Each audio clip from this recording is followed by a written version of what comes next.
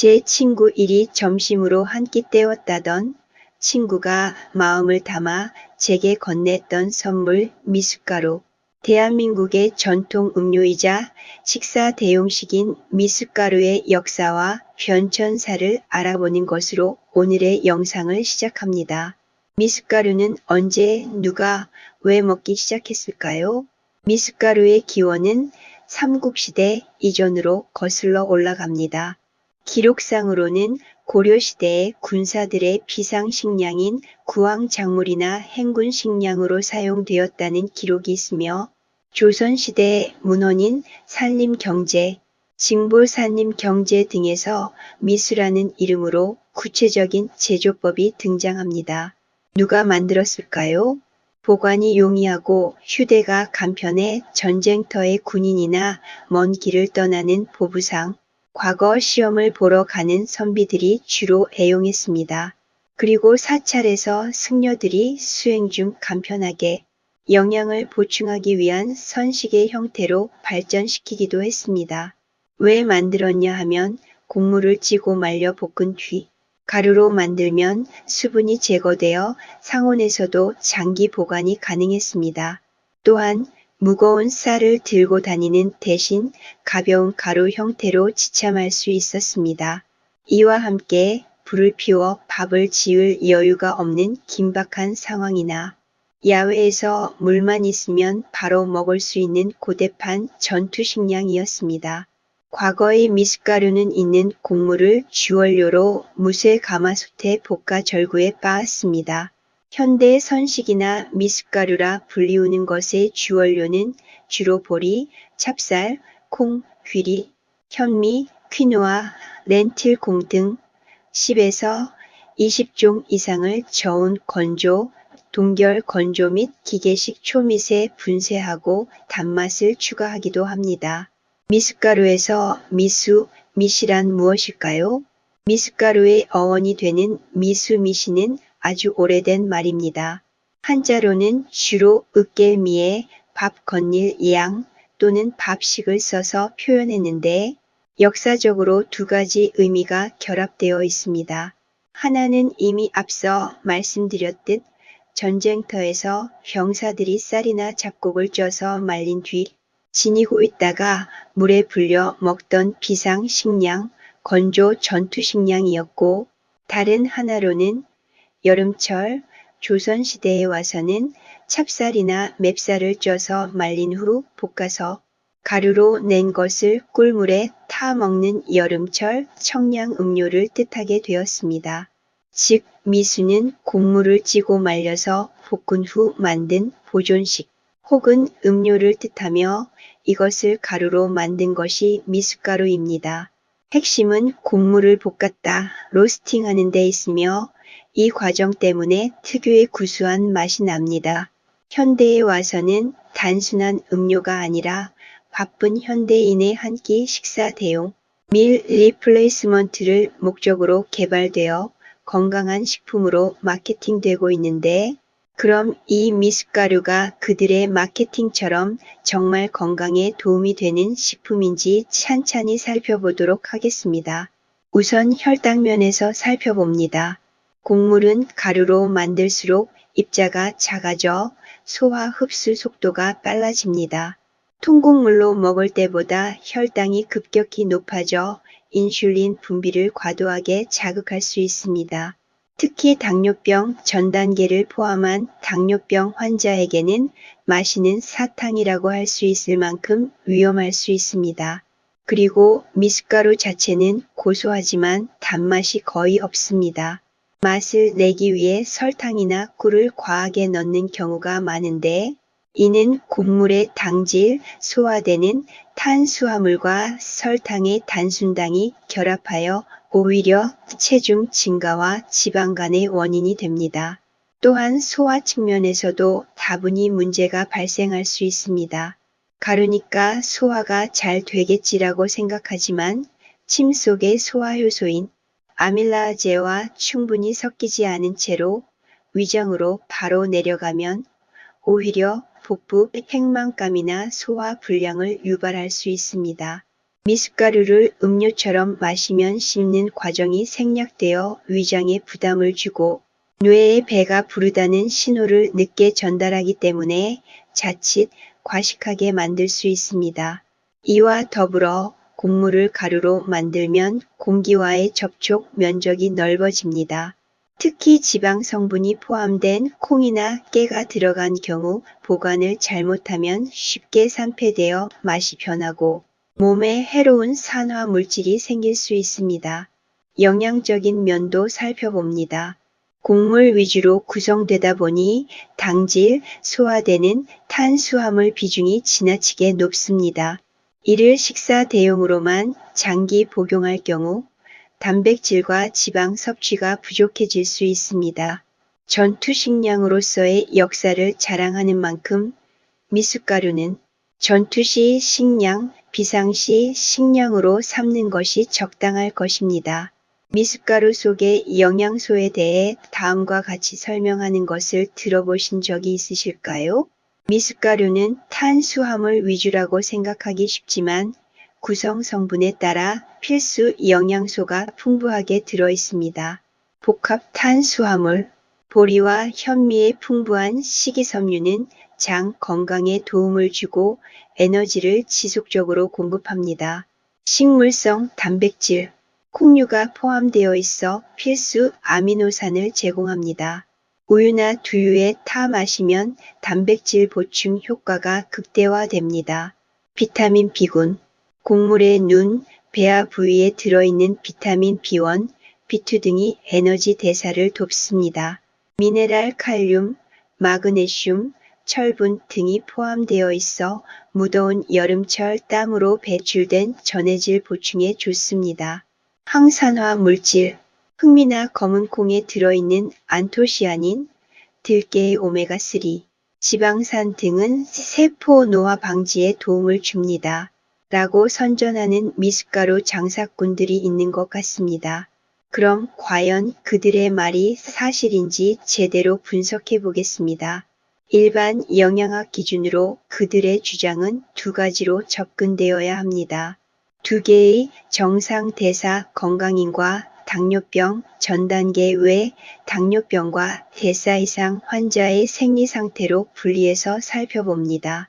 정상 대사 건강인의 경우 인슐린 감수성이 정상입니다. 간 글리코겐 저장 능력도 충분합니다. 근육 미토콘드리아도 정상이고 CLP1 반응도 정상입니다. 이 상태에서 현미의 73g, 전분의 상당 부분이 근육 글리코겐, 간 글리코겐, 그리고 활동 에너지로 흡수됩니다. 이 경우 통곡물 섬유질과 세포벽 구조와 저항성 전분 때문에 포도당 유입 속도는 느려지고 인슐린 최고치도 낮아지며 지방합성 DNL은 억제됩니다. 따라서 건강인에게 현미는 고당질이지만 병리적 지방 축적을 유발하는 식품은 아닙니다. 이번에는 당뇨병 전 단계, 당뇨병, 지방간 환자 외 대사 질환자의 경우를 살펴봅니다. 여기서 생리가 완전히 달라집니다.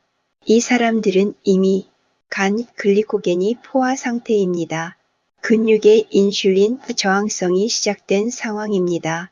간의 미토콘드리아 기능 역시 저하되어 있습니다. 그리고 DNL 지방합성 기전이 과도하게 활성화되어 있습니다. 이 상태에서 현미 73g의 전분이 들어오면 글리코겐 저장은 거의 불가능합니다. 포도당이 혈중에 오래 체류하게 됩니다. 인슐린은 과도 분비 상황에 놓입니다. 이로 인해 남은 포도당은 간에서 트라이글리세라이드로 합성됩니다. 결국 지방간, 췌장지방, 근육 내 지방이 증가합니다. 이것이 액토픽 팻 패스웨이입니다. 이 환자군에서는 속도가 느리든 빠르든 총량이 문제가 됩니다. 섬유질이 흡수를 조금 늦춰도 이미 포화된 간과 근육은 받아줄 곳이 없기 때문입니다. 요즘 마치 유행처럼 당뇨병 환자에게 수많은 이들이 말하고 있습니다. 먹고 나서 움직이면 된다. 과연 그럴까요? 이번에는 이 말의 치명적 오류에 대해 잠시 짚고 가겠습니다. 그리고 좀 더 자세한 내용은 별도의 장에서 다룰 예정입니다. 이 조언은 건강인 생리학을 당뇨병 환자에게 강제로 적용하는 문구라고 할 수 있습니다. 정상 근육은 이렇게 활동합니다. 인슐린이 글루트포로 이동합니다. 그럼 포도당이 글리코겐으로 저장됩니다. 운동을 하면 근육을 움직이면 저장 공간이 확대됩니다. 당뇨병이나 IRS 상태인 근육은 이렇습니다. 인슐린이 세포에게 신호를 주어도 글루트포 이동이 저하되어 있습니다. 미토콘드리아의 기능도 저하되어 있습니다. 이미 근육엔 지방이 낀 상태입니다. 이 상태의 근육은 포도당을 제대로 받아들이지 못합니다. 그럼 근육으로 보낸다는 말의 실체는 무엇일까요? 의사, 약사, 건강 전문가, 비전문가들이 말하는 근육으로 보내라는 것은 실제로는 혈중 포도당을 지방으로 전환시킨 뒤 그 지방이 근육 안에 쌓이도록 허용하는 것입니다. 이를 근육 내 이소성 지방이라고 합니다. MRI와 생검 연구에서 확인된 사실은 이렇습니다. 근육 속 지방이 많아지고 인슐린 저항성이 심해지며 근력은 저하되고 신경병증이 심해집니다. 이것이 바로 대한민국 국민들이 좋아하는 삼겹살입니다. 인슐린 주사 환자, 설풍계 처방 환자에게 고당질을 주는 것의 의미를 명확히 이해하셔야 합니다. 인슐린을 맞는 환자에게 건강 곡물 미숫가루, 건강 보양라면, 귀리인절미, 시판 요거트를 먹인다는 것은 불을 끄기 위해 기름을 아주 조금씩 붓는 행위입니다. 인슐린은 포도당을 세포로 밀어넣지만 동시에 지방 합성 호르몬입니다. 즉, 고당질 플러스 인슐린 주사는 간, 췌장, 근육의 지방을 강제로 주입합니다. 이것은 합병증을 기다리는 메커니즘입니다. 이 방식은 신경병증, 신장병, 신부전, 근감소, 낙상, 치매 등을 예약하는 격입니다. 왜냐하면 혈당 숫자만 잠시 낮추고 조직 속 독성, 과도하게 커진 지방, AGES, 그리고 염증 등은 폭증시키기 때문입니다. 당화혈색소는 좋아져도 몸은 더 심각한 상태로 나빠집니다. 이에 해당하는 예를 이전 영상에서 그분의 식단과 함께 보여드렸지요. 이것은 무지가 아니라 의료의 실패입니다. 이것은 의사들이 나빠서가 아닙니다. 이것은 칼로리 중심 의학, 혈당 숫자 중심 치료, 식품 산업과 결합된 영양 교육의 결과입니다. 환자의 근육과 간을 지방 저장소로 전락시키는 치료가 표준이 되어버린 것입니다. 당뇨병 전 단계를 포함한 당뇨병 환자, 암, 치매 외 대사 질환자 분들은 꼭 기억하셨으면 합니다. 미숫가루, 라면, 공장빵, 인절미, 시판 요거트 이외 당질이 과도하게 함유된 식품, 액상이나 가루 형태 혹은 이런 가루를 재가공해서 만들어낸 제품을 먹고 나서 운동해서 근육으로 보내라는 말은 근육을 지방 창고로 만들어 합병증을 앞당기는 무책임한 말입니다. 이것은 현대 대사병 치료의 가장 큰 비극 중 하나입니다. 제가 이전 영상에서 연속혈당 측정기에 제대로 사용하는 방법을 잠시 설명드렸지요. 그것은 현재 CGM을 잘못 사용하도록 종용하는 이들이 속속 등장하고 있기 때문입니다. 혈당 블로킹이라는 혈당 스파이크에 대응하는 방법들을 책으로 펴낸 약사 글루커스 가드니스 제시와 같은 이들의 제안도 찬찬히 따져보아야 하는 이유는 이 역시 하나의 산업화된 내러티브이기 때문입니다. CGM, 글루코스 해킹, 혈당 블로킹, 먹고 걷기, 식초 트릭 채소 먼저 먹고 당신이 좋아하는 디저트 안심하고 먹기 채소나 계란 먼저 심지어 수입산 렌틸콩 등을 넣은 건강라면, 보양라면 같은 언어는 전부 같은 전제에서 출발합니다.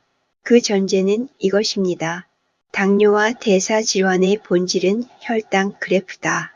이것이 바로 치명적인 오해입니다. 부디 기억하세요. CGM은 조직 독성을 보지 못합니다. CGM이 보여주는 것은 간질액 중에 포도당 농도뿐입니다. 그러나 당뇨병의 실제 사망 원인은 간 지방, 췌장 지방, 근육 지방, 신경 지방, 혈관벽 지방, 즉 이소성 지방 독성입니다. CGM은 이것을 전혀 보지 못합니다. 그래서 혈당 곡선이 매끄러워져도 당화 혈색소가 좋아져도 근육과 간은 계속 지방화되고 섬유화됩니다. 혈당 스파이크에 대응하는 혈당 블로킹은 지방 합성 최적화 기술입니다. 참고로 이미 여러 차례 설명드렸듯이 이들 용어는 엄밀한 의학적, 과학적 용어가 아닙니다.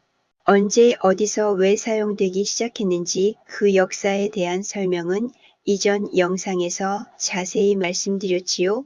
식초, 식이섬유, 지방 먼저, 식후 운동. 이것들이 하는 일은 포도당의 혈중 유입 속도를 늦추는 것. 그러나 유입량 자체를 줄이지 않습니다. 그 결과 인슐린 분비는 지속되고 포도당은 결국 세포로 유입되며 갈 곳 없는 포도당은 지방으로 차곡차곡 쌓입니다. 이것은 혈당 그래프를 예쁘게 만들면서 지방간을 키우는 기술입니다. 먹고 걸어라는 환자에게 적절한 제안이 아닙니다. 임시 방편책일 뿐입니다. 정상인은 걷기, 글루트포 활성, 포도당 제거의 수순이 순조롭게 진행됩니다. 하지만 당뇨병 환자는 글루트포가 고장난 상태이고 미토콘드리아는 붕괴되기 시작했고 이미 근육에 지방이 침착된 상황이기에 걷기는 포도당을 태우지 못하고 스트레스 호르몬만 증가시키며 지방 합성이 촉진된다고 앞서 설명드렸습니다. 전 환자들 중 특히 어린 당뇨병, 비만 환자들, 미용에 관심이 많은 친구들이 인플루언서인 제시, 글루코스 가드니스 류의 치명적 오류를 따르는 것에 정말이지 안타까움이 큽니다. 그녀의 메시지는 그래프를 예쁘게 만들면 대사가 좋아진다라는 것입니다. 오류투성이인 정보를 온라인상에서 퍼뜨리고 잘못된 연속혈당기 사용법을 전파하다가 그런 내용이 담긴 책까지 내더니 결국에는 자신의 서플리먼트를 판매합니다. 미국의 서플리먼트는 한국에서는 보충제 또는 영양제라고 불리우고 있습니다. 과연 이들은 같은 것일까요?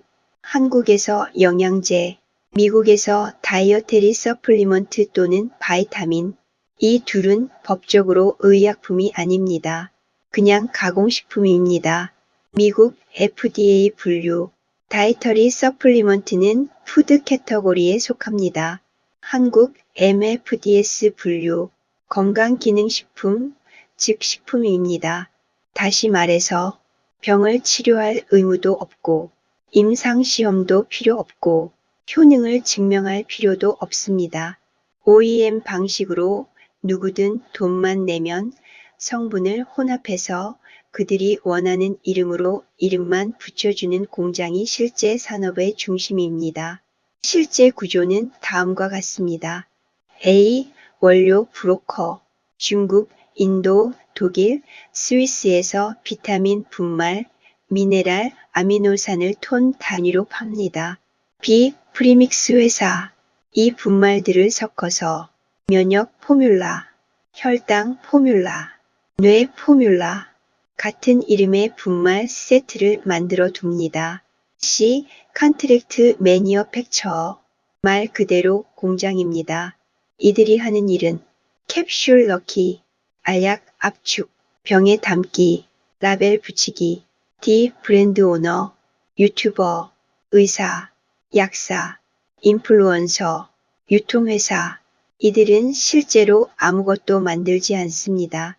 그냥 이렇게 말합니다. 당뇨병에 걸맞는 포뮬라로 보충제, 영양제 하나 만들어주세요.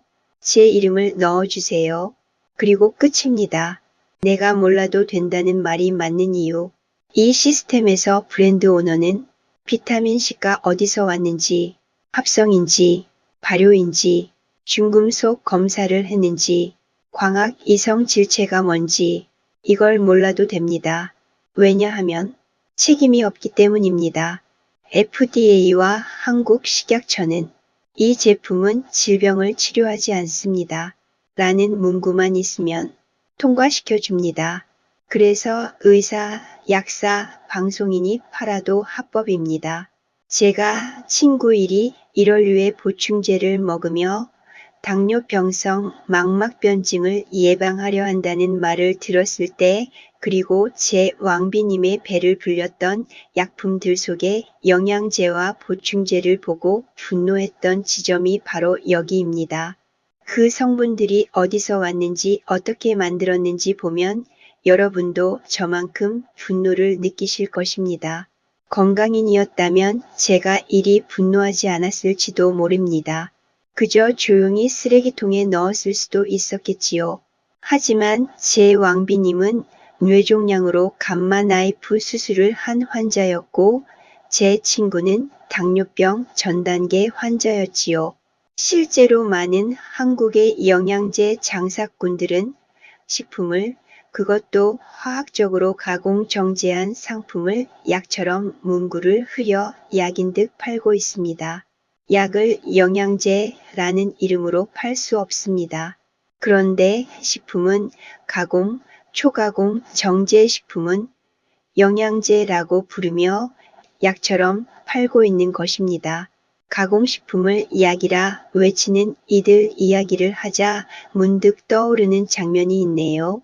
오래전 장이 서면 장터가 떠나갈 듯 북치고 꽹과리를 두드리며 애들은 가라 라는 말로 시작해 이 세상에 존재하는 온갖 질병을 구성지게 나열하던 약장사꾼.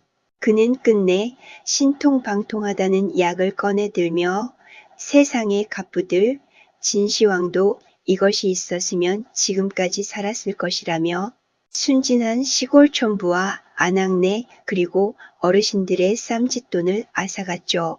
이들과는 비교도 안 되게 점잖게, 하지만 어찌 보면 더 지독하고 더 정교하게 이번에는 아이들까지 불러 모으고 있는 거대 산업이 바로 영어권에서는 서플리먼트, 대한민국에서는 영양제라 불리우는 가공, 초가공, 정제 상품 시장입니다. 참으로 대단하다는 생각마저 들기도 합니다. 과거에는 균일성과 보존성을 위해 천연 소금을 정제해 염화나트륨을 공급하기 시작했습니다. 그 과정에서 제거된 미네랄은 한국에서는 보충제, 영양제라는 이름으로 불리우는 산업, 그리고 다른 원료 산업으로 흡수되었습니다. 오늘날 건강 개념이 바뀌었음에도 이 구조가 유지되는 이유는 그 방식이 옳아서가 아니라 이미 산업 규제, 유통체계 전체에 깊이 고착되어 있기 때문입니다. 이에 대해서는 별도의 장에서 좀 더 자세하게 말씀드릴 예정입니다. 수입밀 독과점 3사는 자신들의 제분소에서 수입밀 가루의 회분 미네랄을 거의 제거합니다. 1등급, 7등급이라는 표현은 제분사별 분류지만 그 공통점은 분명합니다. 미네랄보다 글루텐 성능을 우선합니다. 기계 반죽과 대량 생산에 최적화되어 있습니다. 그 결과 건강이 우선이 아닌, 발효식품이 아닌, 발효보다 형태 유지, 소화보다 균일성 그리고 보존성이라는 목적에 부합하는 밀가루가 만들어지고 이것으로 다양한 공장식품, 가공, 정제식품이 만들어질 때 여기에는 천연 소금이 아닌 다양한 나트륨염이 첨가됩니다. 이 나트륨염 이야기는 너무나도 중요하기에 단독으로 다룰 계획입니다. 즉, 천연소금에서 정제소금으로 소금 공급이 변하는 과정에서 소비자에게는 미네랄 균형이 깨진 염화나트륨이 정석인 양 곡해되었고, 미네랄이 제거된 수입밀의 다양한 나트륨염이 사용되는 공장빵, 라면 외 수입 밀가루로 만들어진 모든 제품들은 장누수 물질과 당질 덩어리를 소비자들에게 안깁니다. 어디 그뿐인가요? 우리 식탁의 거의 모든 음식에 그들의 손길과 숨결이 닿아 있습니다. 그들에 관해서는 차차 하나씩 살펴볼 것입니다. 그리고 이번에는 그런 식단에 부족해진 성분을 보충하라며 또 다른 가공 정제의 상품을 식단 보조식품 서플리먼트라는 이름으로 전 세계에 그 유통과 확산에 깃발을 올렸던 나라는 미국이었습니다. 그런데 대한민국에서는 그보다 한 발 더 나가 이런 보조식품을 의사, 약사 모두 한마음으로 법적 용어가 있음에도 불구하고 영양제라는 이름으로 부르고 있습니다. 그리고 전 그 현장을 제 왕비님의 약보따리 안에서 확인했습니다. 거기에 있었습니다. 뇌 영양제라고 병원 관계자의 손 글씨로 쓰인 빨간 거짓말 같은 빨간 글자의 가공 정제식품이 이것이 과연 정상일까요? 이 산업의 진짜 이름은 질병을 브랜딩한 분말 캡슐 판매업입니다.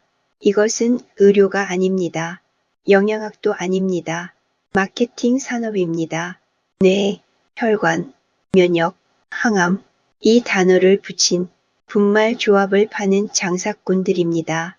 누구든지 돈만 있으면 자기 이름으로 가공, 초가공, 정제 상품 브랜드를 만들 수 있습니다. 이것이 문제가 되는 이유는 취향이 아니라 제도와 산업이 만들어낸 구조적 착시이고 그 착시가 환자와 가족의 시간을, 돈을, 그리고 회복 기회를 빼앗아가고 있다는 사실입니다.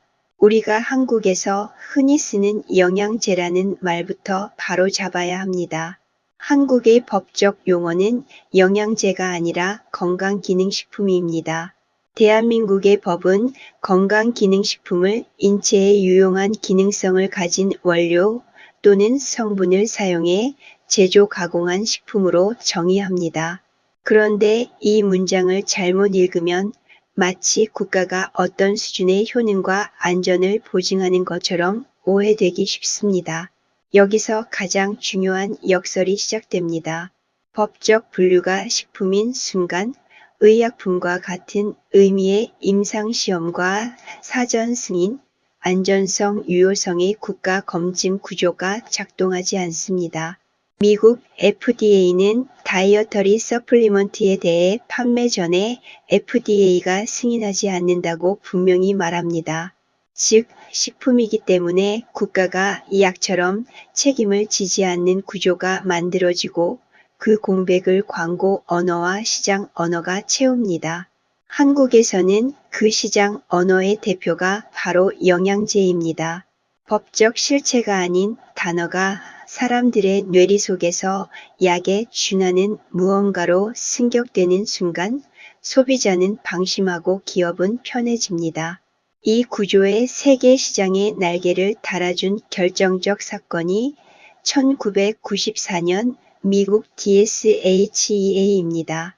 다이어터리 서플리먼트 헬스 앤 에듀케이션 액트 DSHEA는 서플리먼트를 의약품이 아닌 별도 범주의 식품으로 다루는 기반이 되었고 FDA는 서플리먼트가 의약품과 같은 사전 승인 체계가 아니라는 점을 반복해서 밝히고 있습니다. 이 지점에서 제가 오늘 가장 분명히 각인시키고 싶은 문장이 있습니다. 서플리먼트 시장은 임상과 규제의 문턱을 넘지 못한 것들이 다른 이름으로 살아남는 출구가 되었다는 사실입니다. 좀 더 구체적으로 설명드리자면 약으로는 실패했거나 약으로는 입증하기 어렵거나 약으로는 책임을 감당하기 부담스러운 것들이 식품이라는 옷을 입으면 임상 수준의 입증과 국가의 사전 검증 없이도 시장에서 판매될 수 있습니다. DSHEA 체계에서 기업은 기본적으로 안전성과 표시를 스스로 책임진다고 되어 있으나 그 구조 자체가 소비자에게 사전 검증을 기대하지 말라는 현실로 작동합니다. 이런 과정에서 등장하는 것이 바로 대형 제약사들입니다. 여기서 제약사와 대형 서플리먼트 기업의 연결을 구체적으로 살펴보겠습니다. 우리가 코스트코나 약국에서 흔히 보는 센트륨은 소비자 헬스케어 대기업 헤일리온의 브랜드 포트폴리오에 포함됩니다. 헤일리온은 GSK 소비자 헬스케어와 화이자 소비자 헬스케어의 결합과 분사를 거쳐 형성된 기업으로 센트룸을 핵심 브랜드로 보유하고 있다고 공식적으로 밝힙니다. 바이엘도 마찬가지입니다. 바이엘은 자사 발표에서 워너데이를 바이엘의 멀티비타민 및 서플리먼트 브랜드로 명시합니다. 이 말은 무엇을 뜻하느냐? 서플리먼트 시장이 제약과 무관한 순수 식품 시장이 아니라 글로벌 제약 소비자 헬스 기업들의 핵심 사업 포트폴리오 안에 자리해 있다는 뜻입니다. 그리고 더 깊은 층이 있습니다. 원료 공급망입니다. DSM 피어매니는 비타민 등 건강 영양 케어 영역의 원료 포트폴리오를 공개적으로 운영하며 서플리먼트 산업의 원료 기반을 형성합니다. 또 네슬레는 네슬레 헬스사이언스를 통해 서플리먼트 및 기능성 제품 브랜드 포트폴리오를 운영합니다. 자사 페이지는 가든 오브 라이프 같은 브랜드를 포함한 라인업을 제시합니다. 즉, 서플리먼트는 누가 만들어도 되는 시장처럼 보이지만 실제로는 거대 자본과 원료 공급망, 유통망이 결합한 산업이며 그 산업은 DSHEA 같은 제도적 프레임 위에서 성장했습니다. 법적 역설을 더 명확히 말씀드리겠습니다.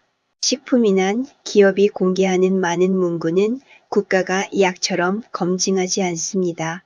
의약품은 임상시험, 제조관리, 허가심사, 이상사례 감시 등 통과해야 할 문이 촘촘합니다. 반면 서플리먼트는 같은 수준의 사전 허가 체계가 아닙니다. FDA는 대부분의 서플리먼트는 판매 전에 FDA 승인 없이도 합법적으로 시장에 들어갈 수 있다고 설명합니다. 제가 여러분에게 반드시 각인시키고 싶은 결론은 이것입니다. 플라스틱 파우치에 든 홍삼이든 플라스틱 병에 멀티비타민이든 캡슐이든 파우더든 그 안전함을 책임져 주는 기관은 존재하지 않습니다. 누군가가 국가 책임으로 증명해주는 구조가 아닙니다. 궁금하면 소비자가 확인해야 합니다. 문제를 겪으면 소비자가 비용과 시간을 떠안기 쉽습니다. 이것이 식품의 본질적 한계입니다. 그리고 여기서 많은 분들이 놓치는 위험이 하나 더 있습니다. 바로 제형이 만들어내는 독성 가능성입니다. 예를 들어보겠습니다. 여러분의 어머니가 여러분이 목감기 증세가 있으면 손수 끓여주시던 생강차. 이것은 생강이라는 원물과 물, 시간이라는 단순한 조합의 정성이 어우러진 것입니다. 그럼 이런 생강의 유효성을 감지한 산업용 생강 서플리먼트 성분 제품은 어떨까요? 이들에는 대체로 다음의 층을 포함할 수 있습니다. 추출을 위한 용매, 농축과 표준화를 위한 공정, 성분의 안정화를 위한 부형제, 캡슐, 쉘, 착색 향미료, 감미료, 그리고 포장재입니다. 저는 오늘 특정 제품이 어떤 용매를 썼는지에 관한 자세한 이야기까지는 하지 않겠습니다. 다만 원리는 분명합니다. 원물 생강차에는 없던 물질군이 제품화 과정에서 들어갈 수 있고 그 물질군의 안전성은 한국 분들이 흔히 영양제라고 잘못 부르시는 약 수준으로 검증되지 않습니다. 이런 물질들은 특히 당뇨병 전단계, 암 치료 후 고령자의 몸에서는 간 해독, 장벽, 면역 반응, 약물 대사와 상호작용이 예민해질 수 있습니다. 그때 영양제는 안전하다는 말은 과학이 아니라 희망회로입니다. 이 지점에서 플라스틱 문제를 분리해서 보겠습니다. 왕비님과 백성님들, 특히 아이가 있는 집에서는 파우치를 입에 물고 빠는 행동이 실제로 일어납니다. 포장재는 단지 껍데기가 아닙니다. 내용물의 용출 가능성, 미세 플라스틱 노출 경로, 첨가제의 이동 가능성을 생각해야 합니다. 저는 지금 이 자리에서 한국 기업의 홍보 문구를 그대로 대변하지 않겠습니다. 오히려 반대로 말씀드립니다. 기업 문구는 기업의 주장일 뿐이며 식품 범주에서 그 주장에 대한 국가의 약 수준 검증이 작동하지 않는다는 사실을 먼저 기억해야 합니다. 부디 플라스틱 파우치에 든 건강식품, 한약, 인삼, 홍삼, 다양한 즙 등을 입을 대고 빨아서 섭취하는 행동은 멈추시기 바랍니다. 그럼 한국에서는 왜 영양제라는 말이 계속 살아남았을까요? 저는 이것을 구조적 문제라고 생각합니다. 우선 미국에서 사용하는 서플리먼트의 정확한 정의는 무엇일까요? 제가 지금까지 여러분이 어색하게 생각하실 서플리먼트라는 용어를 지속적으로 사용하고 있는 이유는 단 하나입니다. 그것은 바로 미국 외 영어권의 서플리먼트라는 단어는 한국에서 흔히 사용하는 보충제가 아니기 때문입니다. 영어 서플리먼트의 본뜻은 부족한 것을 덧붙이다, add to, 즉 기존 것을 보완하다입니다. 의학적 치료를 대체하지도 치료 효과를 주장하지도 않는 보조물이라는 뜻이 핵심입니다. 미국에서 법적으로 쓰이는 용어는 다이어테리 서플리먼트이며 그 정의의 요지는 다음과 같습니다.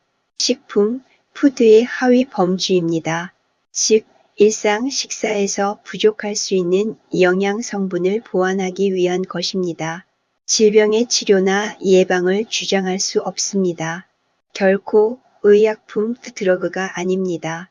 다시 말해서 서플리먼트는 처음부터 약도 아니고 치료도 아니며 독립적인 효능을 증명해야 하는 대상도 아니다 라는 전제를 깔고 출발한 단어입니다.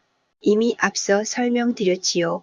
미국에서는 1994년 DSHEA 이후 서플리먼트를 명확히 의약품 규제 바깥으로 분리했습니다. 이 법의 핵심 메시지는 단순합니다.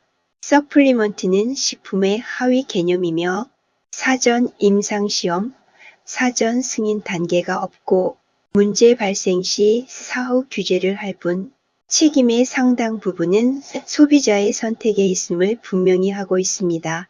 이 때문에 미국에서 서플리먼트는 처음부터 약처럼 믿으면 안 되는 물건이라는 사회적 합의 위에 존재합니다.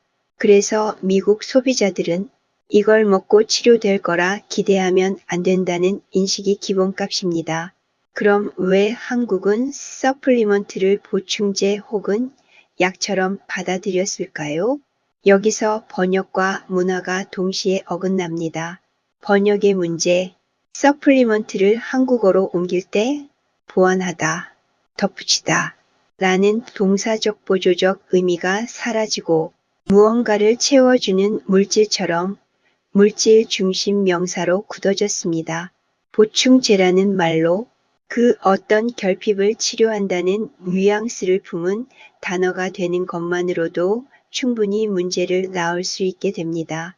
그리고 여기에서 한 발 더 나아가 영양제로 단어가 바뀌면 상황은 다른 국면으로 접어들게 됩니다. 대한민국이 병원 중심, 약국 중심의 건강관리로 들어선 것에 대해 이전부터 여러 연구자들이 우려했습니다. 준비되지 않은 전국민 건강보험의 급속 적용 때문이다. 한국은 1977년에 시작해 1989년에 전 국민 건강보험 보장을 달성했고, 이 속도는 국제적으로도 매우 빠른 편으로 반복 인용됩니다. 그리고 이 속도에는 정치적 정당성 확보 같은 정치 경제적 동기가 작동했다는 분석이 국제 문서에도 명시되어 있습니다. 문제는 보편화 자체가 아니라 그 보편화가 진행되는 동안 1차 의료 조정 기능과 전달 체계가 충분히 강해지지 못했을 때 사회가 건강을 관리하는 기본 문법이 증상이 있으면 병원으로 그리고 병원에 가면 즉시 처방으로 굳어질 수 있다는 점입니다. OECD는 한국이 1차 의료가 약해 사람들은 작은 증상에도 대형 병원으로 몰릴 수 있다고까지 말합니다. 그 다음에 건강기능식품이 들어옵니다. 한국의 영양제의 법률적 용어인 건강기능식품 제도는 식품이지만 시장에 나오는 형태를 알약, 정제, 캡슐처럼 약과 동일한 제형으로 만들도록 제도화했습니다. 그래서 사람들은 법과 상관없이 캡슐과 정제를 보면 약 비슷한 것으로 인지합니다. 이때 영양제 같은 용어가 살아남습니다. 제도 언어가 아니라 사회가 학습한 인지 언어가 이기기 때문입니다. 증상, 약으로 해결이라는 약물 중심 문화가 강해졌습니다. 그래서 캡슐, 정제, 병에 담긴 물건은 자동으로 약 비슷한 것으로 인식됩니다. 이 구조에서 서플리먼트는 약은 아니지만 약 같은 것으로 오해되기 쉬웠습니다. 미국에서는 분명 식품의 하위 개념이었음에도 말이죠. 일본은 미국보다 먼저 식품을 기능성, 비기능성으로 나누는 행정 언어를 발전시켰습니다. 그들은 건강보조식품과 기능성 표시 식품으로 분류했습니다. 이 과정에서 일본 역시 서플리먼트를 식품으로 분리했지만 일상 언어에서는 약과 식품의 경계가 흐릿한 표현들이 남았습니다. 한국은 일본의 행정유통 구조를 많이 참조하면서도 일본처럼 식품임을 강조하는 소비자 교육은 충분히 하지 않았습니다. 그 결과 한국에서는 제도적으로는 식품인데 언어적으로는 약처럼 불리고 유통에서는 약국과 병원까지 결합되는 기형적인 상태가 굳어지게 된 것입니다. 그럼 한국에서 의사 약사까지 영양제라는 표현을 쓰고 약처럼 권하는 이유는 무엇일까요? 근거 기반으로 말하면 첫째, 사회 언어가 이미 그렇게 굳어져 있고 둘째, 의료 현장에서 환자 요구와 시장 수요가 매우 크며 셋째, 유통 구조에서 판매가 수익이 되는 장면이 존재합니다. 약국이 건기식 판매를 주요 시장으로 보고 있다는 업계 보도와 약국 수익 구조에서 마진이 공개적으로 논의된 자료가 있습니다. 또한 한국 제약 유통에서는 불법 리베이트가 반복적으로 적발되어 제재된 사례들이 존재합니다. 한국에서는 법은 식품이라 해도 시장 언어가 약처럼 작동하고 그 사이에서 판매, 이익과 인센티브 문제가 구조적 위험으로 존재합니다. 한국은 법은 분해되어 있지만 시장 언어가 다시 한 단어 영양제로 뭉개버리는 겁니다. 언어가 약처럼 작동하면 권고자는 권위를 팔 수 있고 판매자는 마진을 붙일 수 있습니다.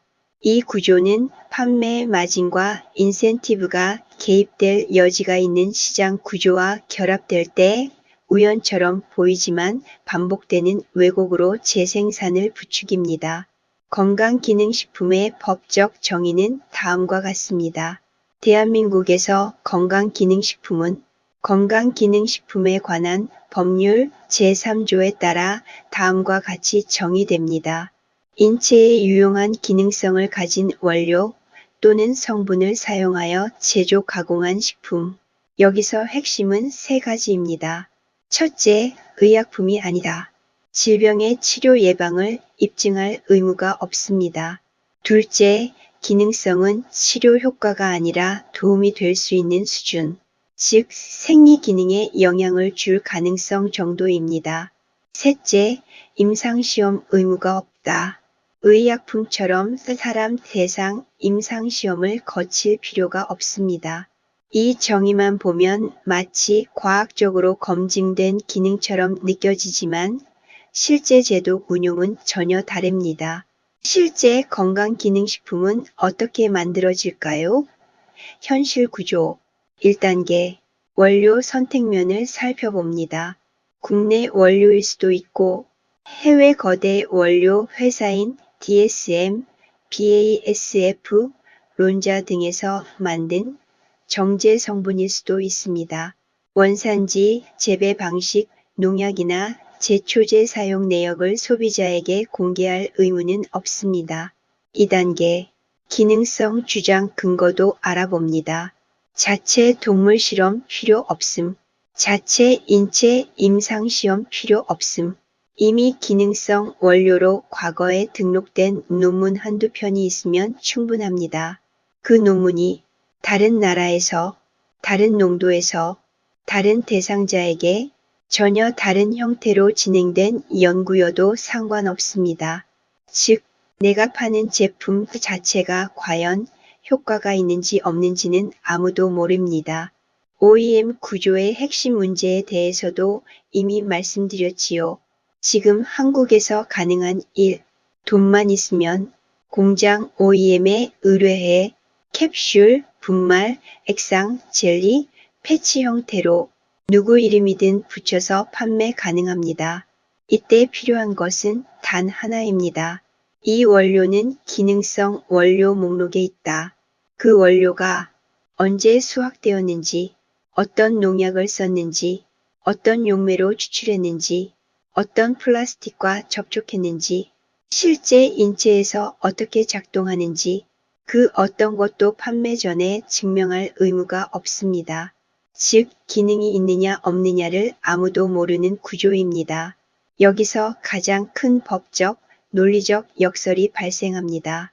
법은 기능성을 가진 식품이라 부르지만 실제로는 그 제품에 기능이 있는지 없는지 누구도 실험하지 않았고 국가도 확인하지 않으며 판매자도 책임지지 않습니다. 그 결과 면역에 도움, 눈 건강에 도움, 항산화 작용이 있음, 혈행 개선 같은 문구는 검증된 사실이 아니라 허용된 문장 템플릿에 가깝습니다. 현재 한국과 미국의 건강기능식품 산업은 대부분 단일 분자이거나 조성 농도 품질을 화학적으로 통제할 수 있는 물질만을 사용합니다. 그리고 지아잔틴, 루테인, 베타카로틴 등은 자연 유래라는 마케팅 표현과 달리 현실적으로는 거의 전부 화학합성 또는 미생물 발효 기반 정제물입니다. 지아잔틴은 실제로 어떻게 만들어질까요? 자연 유래의 실제 의미부터 분석합니다. 건강기능식품 라벨에서 말하는 자연 유래 지아잔틴은 보통 다음 중 하나입니다.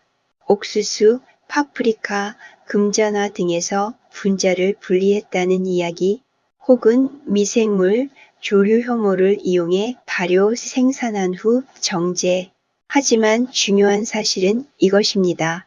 시중에서 유통되는 지아잔틴의 대부분은 자연식품에서 직접 추출한 것이 아니라 화학합성 또는 미생물 발효 후 정제된 단일 분자입니다.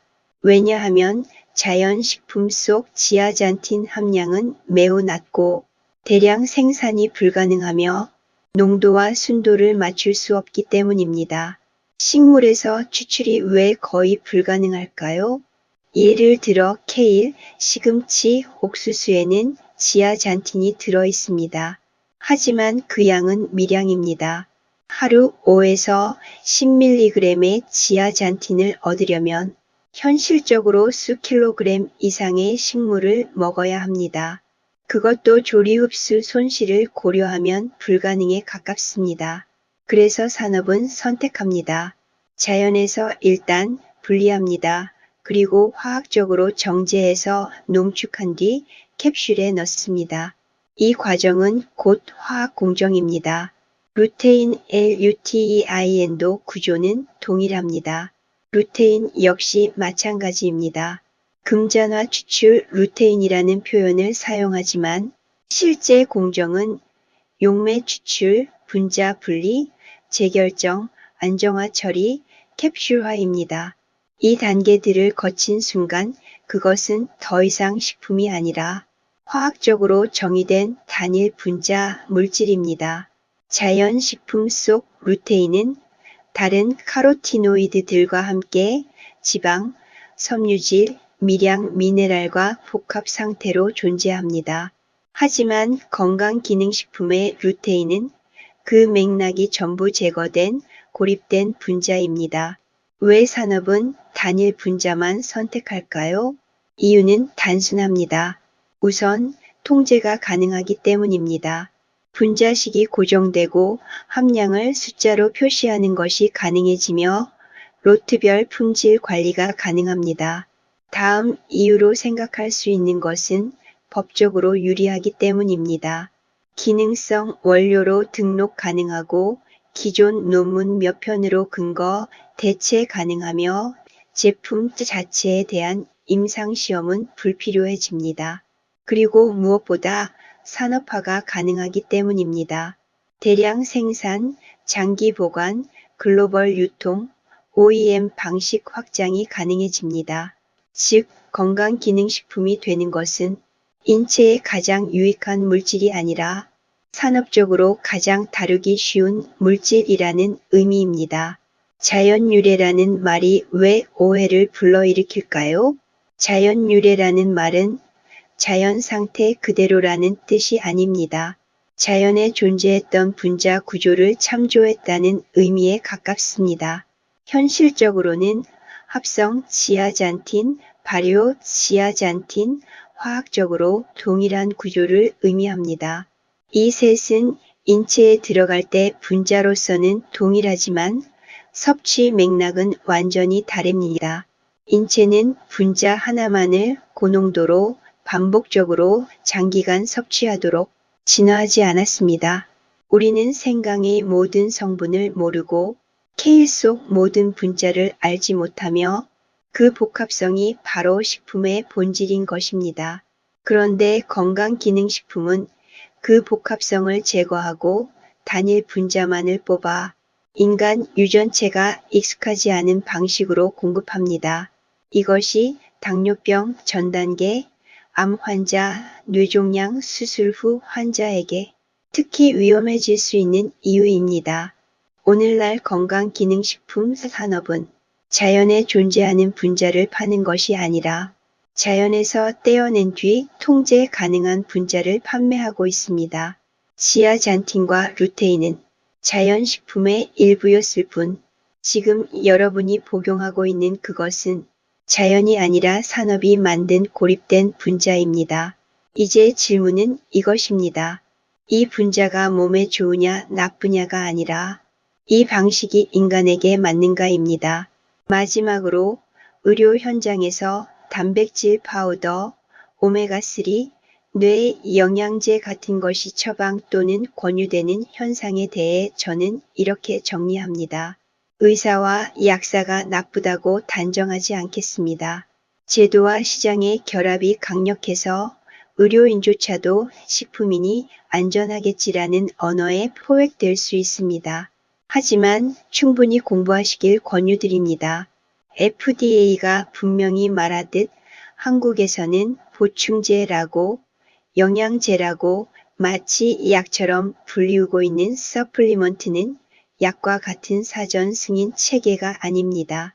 그러므로 의료인과 가족이 해야 할 일은 한 가지입니다. 제품을 영양으로 부르지 말고 정확히 식품 기반 상업 제품으로 부르며 환자에게 우선순위를 되돌려 놓는 것입니다.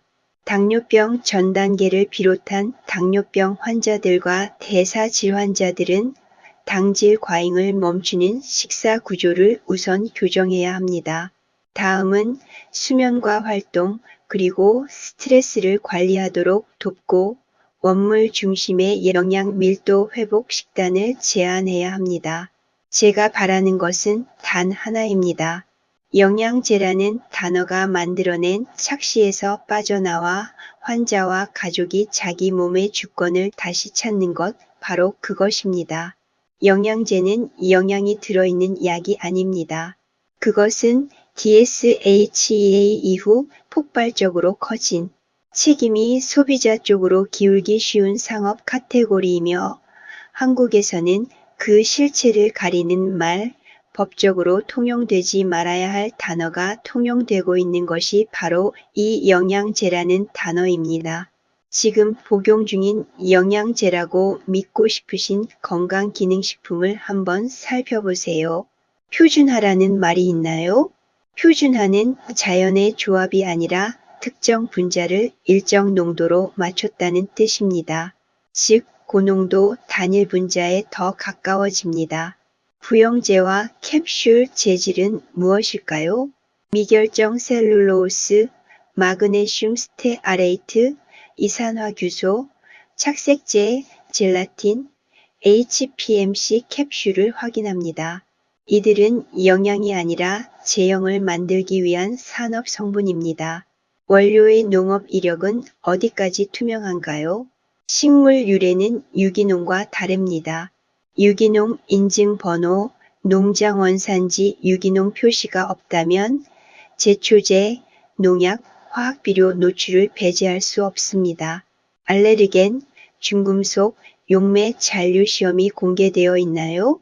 자체 시험표만 있고 제3자 시험이 없으면 그 수치는 회사의 주장입니다. 이 몇 문장을 통과하지 못하는 제품은 영양이 아니라 규제받지 않은 상업 성분 혼합물에 가깝습니다. 엄마표 생강차, 입력물, 유기농 생강 플러스 물 플러스 시간 그리고 사랑과 정성이 담깁니다.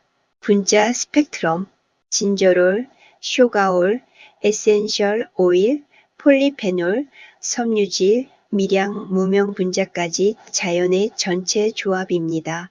농도, 끓이는 시간과 생강 양에 따라 완만한 범위로 변화됩니다. 생리학적으로 보면 위장 자극이 완충되고 흡수 속도가 완만하며 면역 해독과 조화를 이룹니다. 표준화 생강 추출물 캡슐을 비교해 봅니다. 입력물, 생강에서 용매로 특정 성분만 추출합니다. 농축합니다. 표준화합니다. 부영제를 더합니다. 캡슐로 만듭니다. 그리고 플라스틱 병에 담습니다. 분자 스펙트럼, 특정 분자 2의 진저롤 %만 고농도로 추출됩니다. 농도, 자연물 생각차의 수배에서 수십 배가 한 아래 들어갈 수 있습니다. 생리학적으로 급격한 분자 투입은 위장을 자극하고 간 해독 기능에 부하를 주며 약물 상호작용 가능성이 증가합니다. 결론, 생강차는 자연의 완충이 있는 조합, 캡슐은 완충이 제거된 고농도 단일 분자에 섭취할 필요가 전혀 없는 물질들까지 덤으로 복용하게 됩니다. 만일 이것이 가벼운 목감기에 활용되는 생강이 아니라 당뇨병 영양제나 뇌 영양제로 불리우는 가공식품들의 예로 넘어가게 되면 그 결과는 당뇨병 전 단계나 암 치료 후 고령자에게는 이런 차이가 큰 부담의 크기로 바로 나타날 수 있습니다. 왕비님과 백성님들, 지금 한국에서는 다음이 동시에 벌어지고 있습니다. OEM 방식으로 누구든 공장에 돈만 내면 캡슐, 파우더, 액상 그 어떤 형태로든 자신의 영양제, 건강기능식품, 비타민제, 오메가3, 단백질 파우더 등등의 브랜드를 만들 수 있습니다. 게다가 공구, 대행, 직구라는 이름으로 코스트코나 해외몰의 공동구매라는 이름으로 제조 원료, 시험이 불투명한 제품이 쏟아집니다. 권위 차용자들, 의사, 약사, 전문가와 비전문가, 인플루언서와 방송 연예인들의 얼굴과 말이 주인이 되고 광고의 방패가 됩니다. 문제의 핵심은 이것입니다. 법적으로 식품이 난 이런 건강기능식품에 국가가 약 수준의 안전효능을 보증하지 않습니다. OEM으로 만든 캡슐도 공구로 들여온 파우치도 회사의 현란한 주장과 판매자의 가열찬 선전기세에 시장의 상업적 언어 위에 허무한 신기루탑처럼 높이 쌓여져 있습니다. 그래서 소비자가 반드시 되물어야 합니다. 이 성분은 어떤 농업 이력과 어떤 공정으로 왔나요? 이 제형의 부용제와 포장재는 무엇인가요? 이 수치들은 제3자가 검증했나요? 영양제라는 말은 우리를 안심시키는 마케팅 언어일 뿐입니다. 몸은 단어가 아니라 분자와 공정에 반응합니다. 왜 이것이 망막병증 환자에게 치명적일까요? 사람들은 제아잔틴이나 루테인 등이 함유되었다는 건강기능식품을 추가하면 병을 관리하고 있다고 느낍니다. 그래서 아침 식빵과 잼, 점심 미숫가루, 이 구조를 유지합니다. 이것이 망막을 파괴하는 진짜 원인입니다. 하지만 영양제를 먹는 순간 환자는 나는 치료 중이다라는 착각에 들어갑니다. 이것이 가장 위험한 결과입니다. 제아잔틴과 루테인은 주로 연령 관련 황반변성 AMD 영역에서 보조적 근거가 축적되어 왔고 그마저도 식이 패턴과 위험 인자 관리 위에서 논의됩니다. 반면 당뇨병성 망막병증의 발생과 진행은 장기 고혈당 노출과 밀접한 관련이 있습니다. 그리고 이는 혈관, 특히 미세혈관과 직접적으로 연결됩니다. 이전 영상들을 통해 여러 차례 당뇨병을 혈관병, 특히 미세혈관병이라고 부르는 전문가들이 늘고 있다는 말씀을 드렸습니다. 의학적으로 당뇨병은 혈당 수치의 병이 아니라 혈관 내피세포 질환입니다. 고혈당은 원인이 아니라 촉발 인자에 가깝습니다.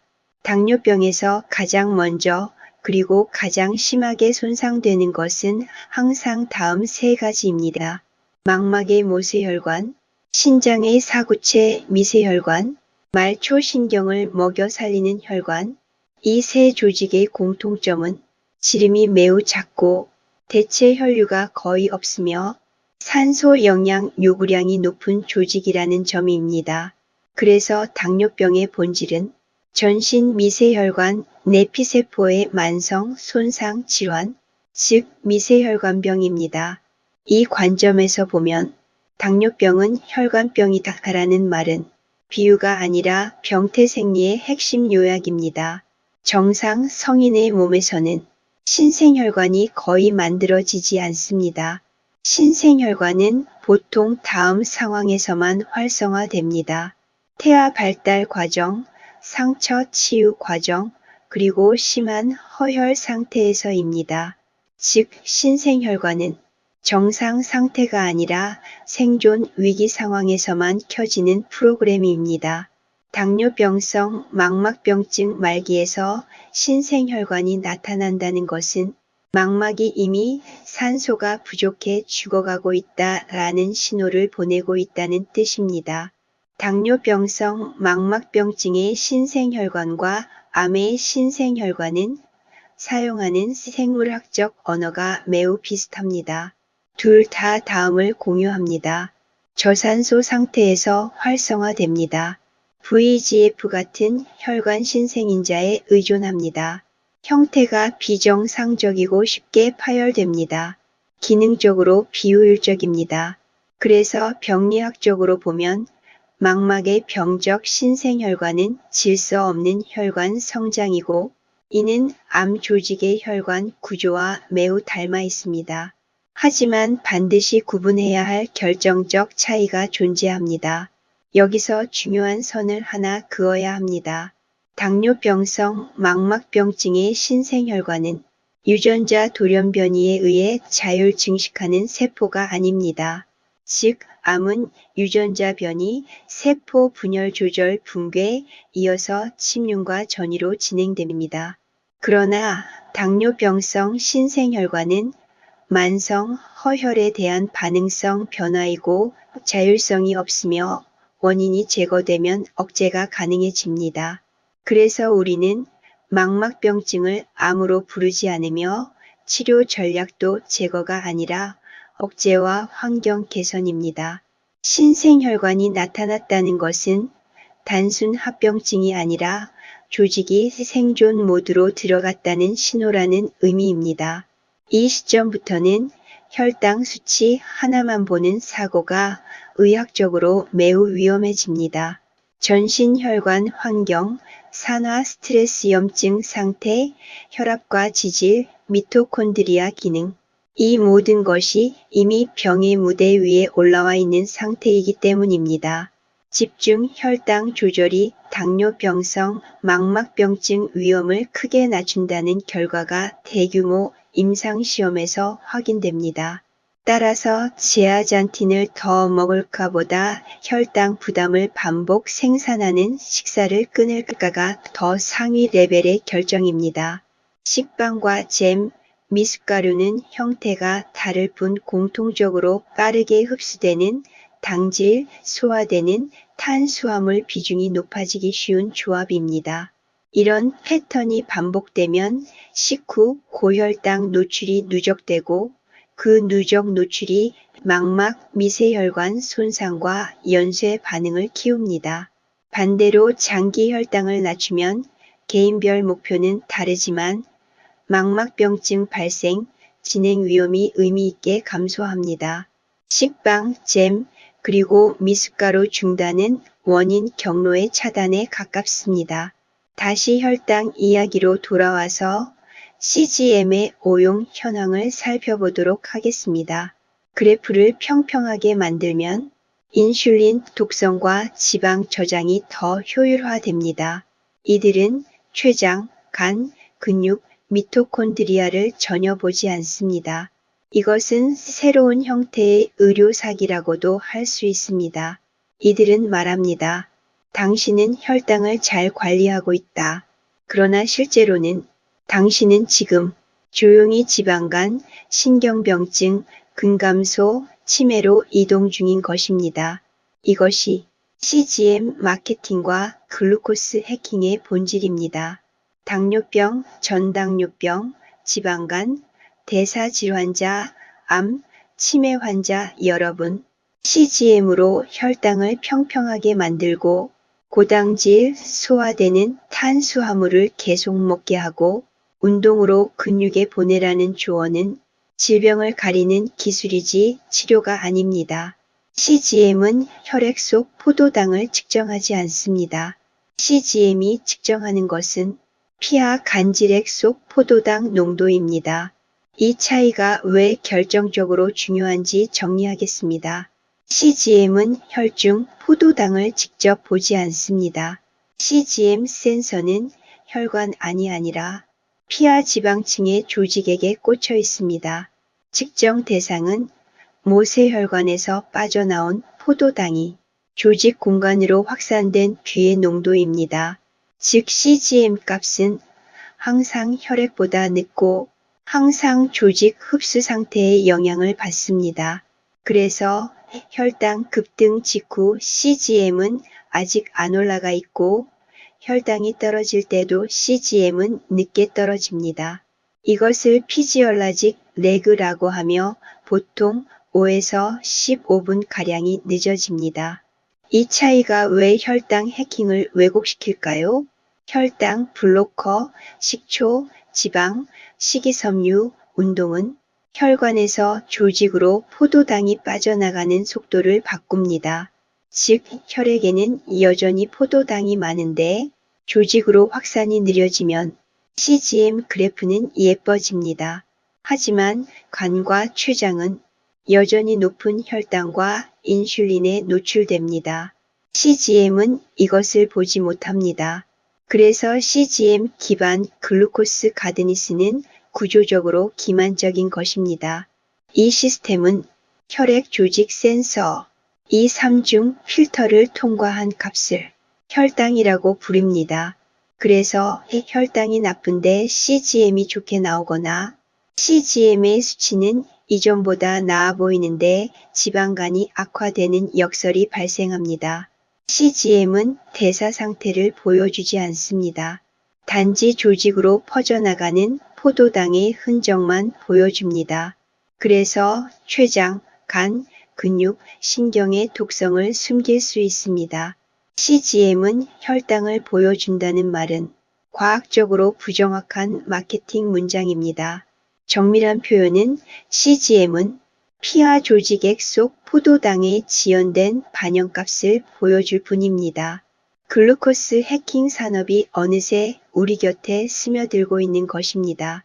그래서 이 환자들에서 밥, 현미, 통밀, 귀리 모두가 혈당은 천천히 오르지만 지방은 꾸준히 쌓이는 음식이 됩니다. 이 점이 환자 생리학에 정확히 부합합니다. 그럼 이 시점에서 미숫가루 장사꾼들과 CGM의 마케팅 문장들이 과학적으로 성립하려면 어떤 것들이 충족되어야 하는지 그 조건들을 대사 영양학적, 미생물학적, 그리고 가공공학적 관점에서 살펴볼까요? 미숫가루 이야기를 뭐 이렇게까지나 집요하게 해야 할까? 라고 생각하실지도 모르겠습니다. 이야기가 길어지니 지치실 수도 있겠어요. 그 시간도 되었네요. 그럼 미네랄 균형이 잡힌 제가 구할 수 있는 최선의 물로 물주기를 하면서 잠시 스트레칭과 팔굽혀펴기를 한 후 다시 만나 뵙겠습니다. 그때 제가 모든 가루에 왜 이리 예민한 것인지, 이토록 집요하게 가공가루와 액상식품을 파고드는지 그 이유를 설명드리도록 하겠습니다.